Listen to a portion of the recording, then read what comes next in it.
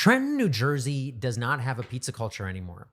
The pizzerias of Trenton have all moved to Robbinsville, but Trenton began as much in the same way that New York City did, as a industrial city that attracted Southern Italian immigrants. Funny enough, some of the earliest pizzerias, maybe the earliest pizzeria in New Jersey, was founded by somebody who used to own the pizzeria that is now called Lombardi's. So there's a direct connection. But the difference in Trenton is that they're doing a rough crushed tomato. The tomato's on top of the cheese, and they'll refer to it as tomato pie, even though same thing as pizza.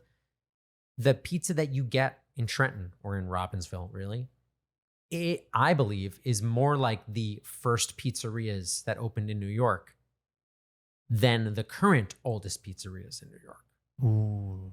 Because when Wow. something leaves its home, it preserves its own culture as a defensive mechanism. Just like immigrants from any country who land in another tend to hold on to the culture of their country at the time that they left it. And then you go back to that country 20 years later, and that country has moved on and you have not. So it's really interesting. That's why I believe Trenton has some of that holds on more tightly.